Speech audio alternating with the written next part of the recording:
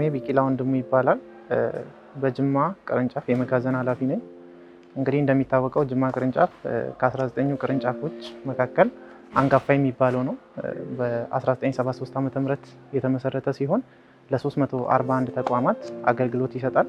ከ341 ተቋማቱ መካከል 27ቱ ሆስፒታሎች ሲሆኑ 314ቱ ደግሞ ጤና ጣቢያዎች ናቸው። ለእነኚህ ተቋማት እንግዲህ ያልተቆራረጠ ቀጣይነት ያለው ቀልጣፋ በሆነ ሁኔታ አገልግሎት የሚሰጥ ተቋም ነው። አሁን የምንገኘው ግብአት ተረክበን ስቴጂንግ ኤሪያ ላይ አስቀምጠን ያለ ነው። ግብአት ከዋናው መስሪያ ቤትና ከሀገር ውስጥ አምራቾች በቀጥታ ወደኛ የሚመጣ ሲሆን የሚመጣውን ግብአት በሚመጣልን ሰነድ አማካኝነት አንድ በአንድ ግብአቱን በባች፣ በኤክስፓየሪ፣ በማኑፋክቸረር አንድ በአንድ ቼክ አድርገን ኳንቲቲውን እንዲሁም ደግሞ አስፈላጊውን ፊዚካል ኢንስፔክሽን እንዳለ አድርገን ወደ መጋዘን እናስገባለን። ቀጣዩ ሂደት እንግዲህ ግብአቱን በተሟላ ሁኔታ ከተረከብን በኋላ ወደ አስፈላጊው ቦታ መስቀል ነው። እንግዲህ የኛ ቅርንጫፍ መድኃኒቶችን በተለያዩ ፕሮግራሞች ያቀርባል። አንዱ ፕሮግራም የጤና ፕሮግራም ግብአቶች ሲሆኑ ሌላው ደግሞ የተገላባጭ ፈንድ መድኃኒቶች እና የሕክምና መገልገያ መሳሪያዎች ናቸው። እነኚህ ግብአቶች የሚቀመጡበት ስፍራ የተለያየ ነው። የጤና ፕሮግራም መድኃኒቶችን በተለየ አንድ ስፍራ የምናስቀምጥ ሲሆን የተገላባጭ ፈንድ ወይም አርዴፍ ተብሎ የሚታወቁ ግብአቶችን ደግሞ በአንድ ስፍራ የምናስቀምጥ ይሆናል። የጤና ፕሮግራም መድኃኒት የሚባሉት በጤና ሚኒስቴር ወይም ደግሞ በተለያዩ አጋር ድርጅቶች ለእኛ የሚቀርቡልን ናቸው። እኛም ደግሞ ያንን ግብአት ለጤና ተቋማት በነፃ የምናደርስ ሲሆን የተገላባጭ ፈንድ መድኃኒት የሚባሉት ደግሞ ተቋሙ በራሱ ፈንድ መጥቶ ከእኛ ተቋም የሚገዛው ግብአት ነው ማለት ነው። የተረከምነውን ግብአታችንን አስፈላጊው ሎኬሽን ላይ ያስቀምጠናል። ከዚህ በኋላ የሚቀረን ግብአቱን ወደ ሲስተም ሪሲቭ ማድረግ እና ሪሲቭ ካደረግን በኋላ ደግሞ የኢደብሊውኤም ኦፊሰር መጥቶ ፉታዊ አኩሬሲውን እንዲለካ ነው የምናደርገው። ፉታዊ አኩሬሲው ከተለካ በኋላ ሲስተም ላይ ሪሲቭ ከተደረገ በኋላ ደግሞ ኳሊቲ ይሰራልታል እና ለተቋማት ለስርጭት ሬዲ ይሆናል ማለት ነው። ሌላው የቤቱ የትኩረት አቅጣጫ የኢንቬንተሪ ኮንትሮል ነው። ኢንቬንተሪያችን ሻርፕ እንዲሆን ይፈለጋል፣ አኪዩሬት እንዲሆን ይፈለጋል። ለዚህም ቤቱ የተለያየ ዘዴዎችን ቀርጾ ስራ ላይ ሰራተኞችን አሰማርቷል። ከነኚህ ዘዴዎች መካከል አንዱ ፒአይ ነው፣ ፐርፔቹዋል ኢንቬንተሪ።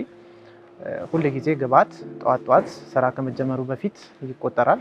ከዚህም ባሻገር ስራ ተሰርቶ ካለቀ በኋላ ወደ መገባደጃው አካባቢ ላይ ግብአት ይቆጠራል። ይህም ደግሞ አይተም የሆነ ችግር ተፈጥሮበት ቢሆን እንኳ ወዲያው ዲቴክት ለማድረግ በጣም ያግዛል። አሁን ባለንበት ሰዓት ላይ ፒአይ አኩሬሲያችን ከ92% ከፍ ያለ ሲሆን ይህም ውጤታማ የአሰራር ስርዓት እየተከተልን እንደሆነ ማሳያ ነው።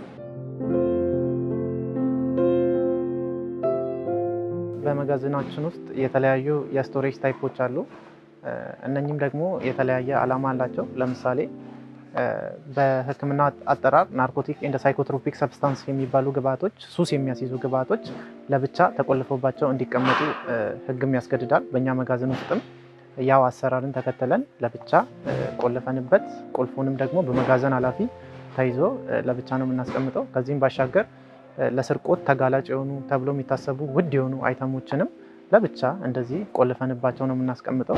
ከዚህም ባሻገር ደግሞ ሃዛርዴስ ፕሮዳክት የሚባሉ አደገኛ የሆኑ ግብአቶች፣ ኬሚካሎች፣ ፍሌመብል የሚነዱ ግብአቶችን ለብቻ ቆልፈንባቸው እናስቀምጣቸዋለን። ለአብነት ያክል እዚህ ጋር የተለያዩ ኬሚካሎች የሚቀመጡበት ስፍራ ሲሆን ይህም ስፍራ ግብአቶቹን ለይተን በማስቀመጣችን የተለያየ እሳት ቢነሳ የተለያየ ነገር ቢነሳ ከዚሁ እንዳይወጡ በሚያደርግ ሁኔታ በልዩ ዲዛይን የተሰራ ነው። ከዚህም ባሻገር ኤክስፓየር ያደረጉና ዳሜጅ ያደረጉ አይተሞችን ለይተን የምናስቀምጥባቸው ስፍራዎች አሉ። በአሁኑ ሰዓት ከ650 በላይ የሚሆኑ የመድኃኒትና የሕክምና መሳሪያ በተቋማችን ውስጥ ይገኛል።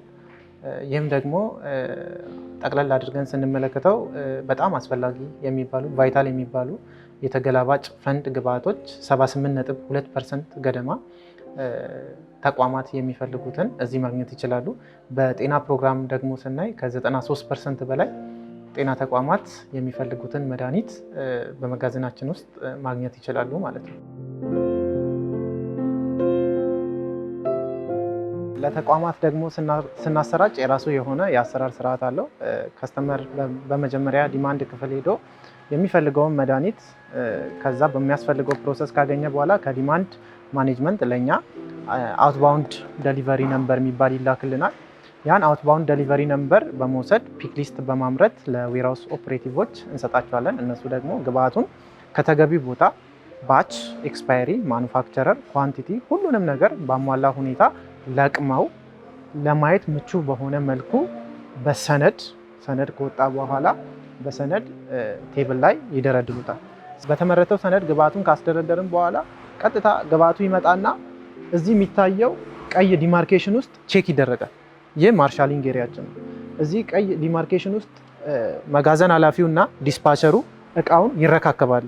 ልክ አሁን እንደሚታየው ግብአቱን ከተረካከብን በኋላ ችግር ካለበት እዚችው ቀዩዋ መስመር ውስጥ ይጠይቀኛል። ግብአቱን አሟልቼ እሰጠዋለሁ።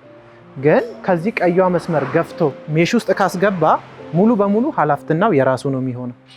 በዚህ መልኩ ስራውን እንሰራለን። እሱ ደግሞ እዛ ከገባ በኋላ ለከስተመር ያስረክባል። ድርጅታችን የአሰራር ስርዓቱን ቀልጣፋ፣ ውጤታማና ፈጣን ለማድረግ የተለያዩ ኢኒሼቲቮችን ይጠቀማል። ከነዚህ ኢኒሼቲቮች መካከል አንዱ የሱፐርማርኬት እና ፒክ ፌስ አቀማመጥ ሲስተም ነው። ሁል ጊዜ ተቋማት የሚጠይቋቸው ግብአቶች አሉ።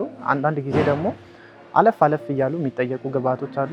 እዚህ ጋር ሊስት የተደረጉት ግብአቶች ከ1 እስከ 37 በዚህ በኩል በኤች ራክ በጂ ራክም እንደዚሁ ሊስት የተደረጉት ፋሲሊቲዎች በጣም ብዙ ጊዜ የሚጠይቋቸው ናቸው። ስለዚህ አንድ ዌርሃውስ ኦፕሬቲቭ በቀላሉ እቺን ዩ ሼፕ በመስራት በመሽከርከር ፋሲሊቲ የሚፈልገውን በአንድ ጊዜ ለቅሞ ለፋሲሊቲ ሬዲ ማድረግ የሚያስችለው የአሰራር ስርዓትን ፈጥሯል። ሌላው የአሰራር ስርዓታችንን ቀልጣፋ ለማድረግ የምንጠቀምበት የካይዘን ፍልስፍናን ሲሆን በካይዘን ፍልስፍና እንግዲህ ግብአት ሲወጣ ዋን ፒስ ፍሎ የሚባል መካኒዝም አለው።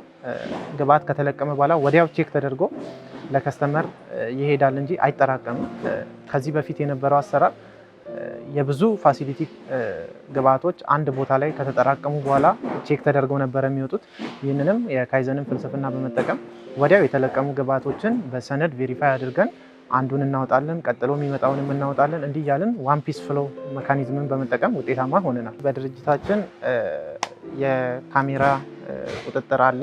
ይህም ደግሞ በጣም ጉልህ አስተዋጽኦ እያደረገልን ያለው ምክንያቱም አንድ ነገር ቢፈጠር መለስ ብለን ካሜራዎቹን በማየት ጉዳዩን በማጤን የነገሩ ምንጭ ምንድን ነው የሚለውንም ነገር በጥልቀት እንድናይ ስለሚያደርግ በጣም ጉልህ አስተዋጽኦ እየተጫወተልን ነው የሚገኘው። እንግዲህ እንደሚታወቀው ጅማ ቅርንጫፍ ላይ በጣም ትልቅ የሚባል ጉድለት የሚገኝበት አሰራሩ ብዙ የሚያስተችበት ቅርንጫፍ እንደነበረ ከዚህ በፊት ይወሳል።